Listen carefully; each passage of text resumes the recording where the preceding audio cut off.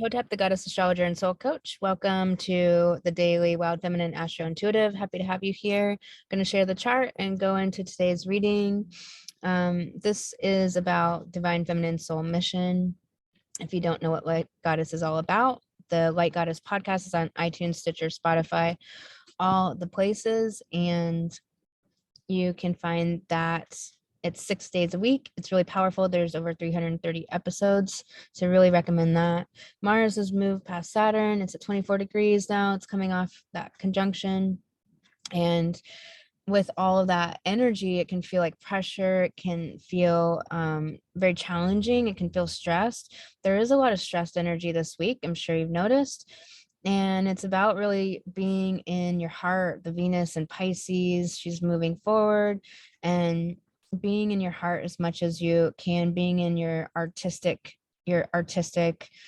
work, your creativity, and channeling all of the pressure, stress energy into that creative work, because that's where you'll find that outlet. I mean, that is what all of the great artists have done, is finding that outlet and channeling it in. It's a method of healing to release it into creative work, and to realize that you are the artist. You are the artist of this actual life. And I think what is happening right now, and part of this, all this Pisces energy, is helping as many people that are ready to awaken from the spells of the overculture, from the spells of the matrix, and awaken up from the simulation of Earth, that we're not this game that we're playing on Earth, but we're actually the soul in the body that is playing this game. It's funny because, if you've lived in this life, you've probably heard people say, well, life is a game. For me, that always made it not sacred. Really took the sacredness out of it for me. But it's like I can play the games I need to play in society as needed. So you can play those games, but you can look at life in such a sacred way, that your soul here kind of looking at that simulation happening, almost kind of seeing the planet and all the people scurrying around, playing all these human dynamics. And it's really just, is it creating more karma, or is it burning off the karma?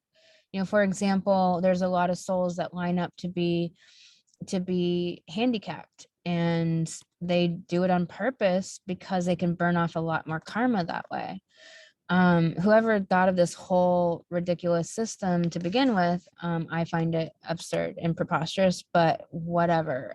We have like a pretty solid consensus from all of the countless channelers across time and space that at this point. So we have some things that we know for sure, at least that we understand at this level of consciousness. When I get to other levels of consciousness, I'm going to need some explanations. Let me tell you, I need them now, actually. I'm working on it. I'm like deep into studying the depths of anything I can discover to figure out how to get out of here, how to get out of this whole shenanigan thing. But supposedly there's a shit ton of universes. Every universe is set up a different way, and ours is like this masculine feminine universe and built upon love, and love is the center of creation. And then other universes, it's something else. Like, you can really go down this rabbit hole far, and it can like wig your mind out and trip your mind out, or it can be really interesting, or you can just not care and not really need to worry about it. You're focused on your thing. But you can just really look at the planet as a simulation of all these things going on. And it's like, I don't want to be furthering more karma. I don't want to be furthering more hatred on the planet, more fighting, more issues, more war. I mean, all of us are paying such heavy debts of karma due to all the killing that we've all done lifetime after lifetime, because of all of the wars that we've had. I mean, this is the thing, is like, we have to realize that We need to meditate for peace. We need to outpicture peace. We need to visualize peace in our mind. We need to hold peace in our heart. We need to know peace, be peace, share peace. We need to really understand that we are creating this whole thing. We are creating the karma as a people. We're creating this lack of consciousness and this unawakened and this disillusionment. And so it's like we get to choose here. And with the moon going into Cancer today, around, the afternoon time, a lot of the emotions are going to well up, and the moon is going to be past the nodes. So it's also, going to be squaring this Aries, all of this Aries stuff over the next night and day. And so it's going to be activating the emotions that we've suppressed around our identity, around taking action, around what we think of the world. And there can be too much mentalization. So it's really important to feel our emotions. Divine Feminine, we teach emotions. Cancer is the home of the moon. So it's like, how can you feel your emotions and go in and be present with them and allow them to be there, and stop trying to deny them or repress them, and just identify what the emotion is. So identify what the emotion is and feel it in your body, because an emotion is just a resonance or a vibration in your body. It's not a problem. We usually make emotions problems, and going through ascension and going through shedding the shadow and the things that we go through on the spiritual path, we can't just say, oh, okay, just face your emotions, no big deal. It depends on what you're going through. And that's why I coach. You can inquire about Light Goddess Coaching on thegoddessastrologer.com if you'd like, or get in touch any of the ways, Facebook, LinkedIn, Instagram. But that's why I coach, and I do astrological life coaching, very unique style of shamanistic soul coaching at a soul depth.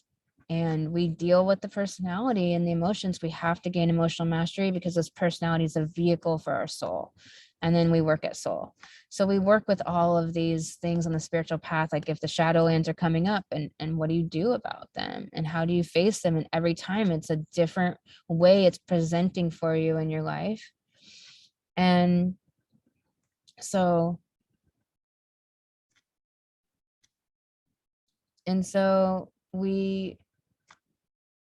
there's this thing going on right now in the culture that I'm seeing a lot in the spiritual community, a lot of this kind of like punishment of this, like, not from love, like you need to learn your lessons. And it's just like this anathema to the truth of love.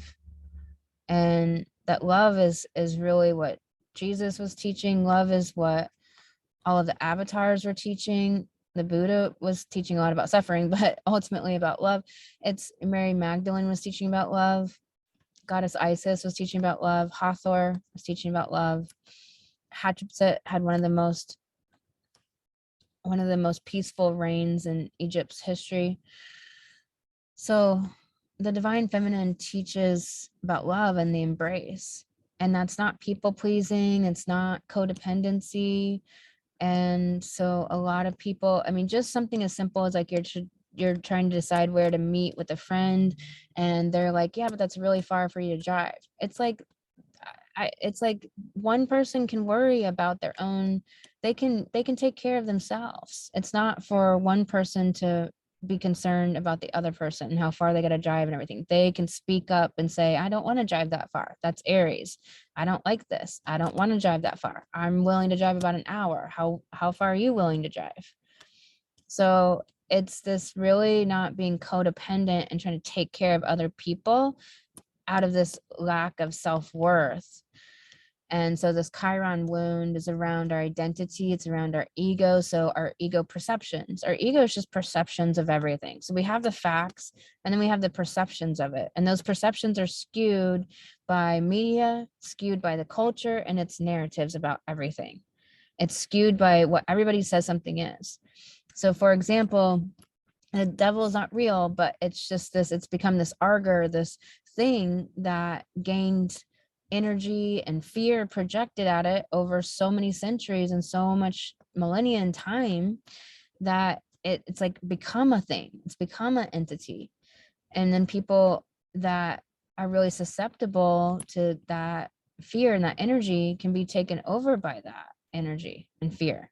So it's not like there's an actual thing. It's that we give things energy and power. And that's what people are always saying when they're saying that. But what people don't realize is that's too simplistic. There's a lot of phases. There's a lot of levels to that.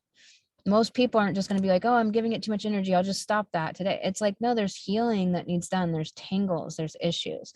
So with Pluto having this trine to the North Node, Pluto is destroying the structures and the financial institutions that aren't serving this higher octave of humanity. And it's in Capricorn. It's about our powers of it's about destroying all of our ideas of how we think things should be and the lower ways that things operate. Pluto takes things out of commission that aren't operating at the higher octave for growth, for learning. And we have this quincunx from Mercury to the South Node. And so it's like, are you thinking about everything that's wrong, about other people, up into the psychology of other people? Are you really in this black and white polarized place and just thinking about so much instead of being in your heart, the moon in Cancer, like being in that nurturing space, being in that Venus Pisces energy, being in Jupiter and Neptune in Pisces, where this conjunction is coming up on the 12th. And this is this magic time where Jupiter is gateways. Jupiter is our beliefs, our spiritual beliefs. And it's like, are we on our soul beliefs or are we on the matrix program, Capricorn, Pluto and Capricorn, like destroying that if we'll let it be destroyed within ourselves. So there's a lot of big energy. The moon's on the other side of the node. So it's kind of a place to look.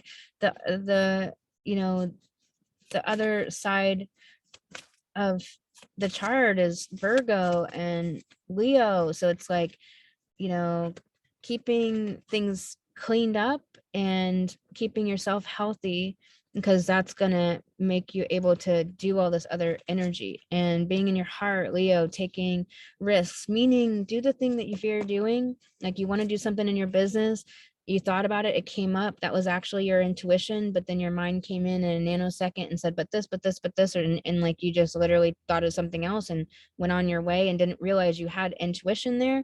And that was the thing to go do. It takes time to start being able to act on your intuition.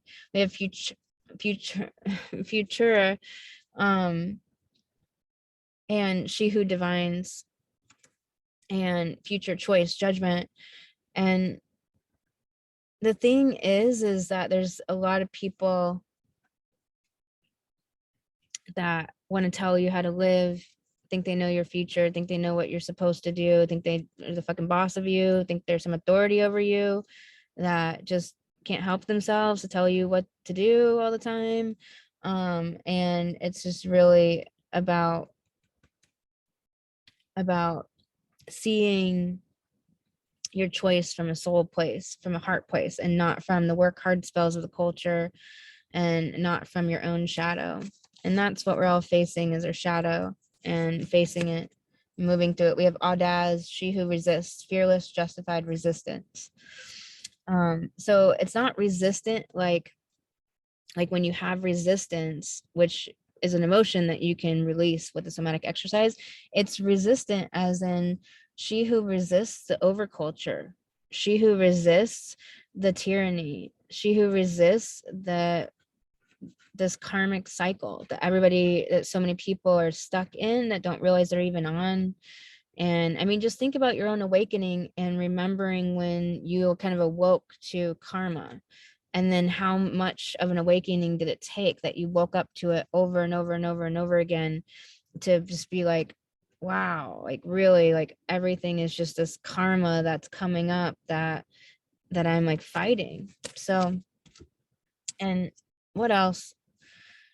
Justified, fearless. So she's like justified in her soul mission because it's coming from the soul. It's what your destiny is meant to be. You don't have to explain yourself. You just do what you need to do. Rabbit spirit, but it's in reverse. So you're not feeling very lucky. You're not feeling very fecund and abundant right now. Why? How can you move into abundance? How can you feel like the earth as a whole is your resource? And how can you face whatever the shadow is on that? Getting some coaching, I recommend, on your brain. Buffalo spirit, the abundant universe will provide. Again, it's in protection. So it's like, do you really believe that? And the thing is like, you may not be seeing that in your tangible world. And so it might feel like you can't believe it. And so it's like, how can you deal with that? How can you mollify that and face it, because it needs to be rectified to be able to move forward. Otherwise, it's always going to be this inhibition and this block to living the dream right now. We have dragonfly spirit, which is about light. And so just bring your light and feed your light. And I will let you know that the Light Goddess podcast is 6 days a week. It is on iTunes, Stitcher, Spotify, all the places. The links below. I do the sun sign horoscopes every Monday for all 12 signs. I do episodes on everything to do with the spiritual awakening path. Check it out. 275. It's an episode called It Gets to Be Playful, talking about soul mission and the work hard spells. And it's a really powerful episode. There's over 330 episodes. They will absolutely help you on this soul journey and on divine feminine awakening and bringing more love consciousness and moving into those higher places. So please check that out. The Divine Feminine Sisterhood is here. It's finally open. So it begins August 11th with the first full moon circle. It's a very sacred circle. It's not something you've most likely ever done before. It's very sacred space with other women, and it's only for women. And it's sisterhood where we can really truly bond and connect with each other and be a resource to each other. It's confidential space. It is love-based place of non-judgment. So it's really powerful space. And it's only $44 for the rest of the year. And there is dance jams and card readings for you personally, and so much going on in there. And it's real feminine connection, making real bonds and real connections with real people. And it's in its own sacred container. So I hope you'll sign up and join us. It's amazing. The link's down below. And if you're looking for an astrology reading, you can book that at thegoddessastrologer.com. And I'll talk to you on the next episode.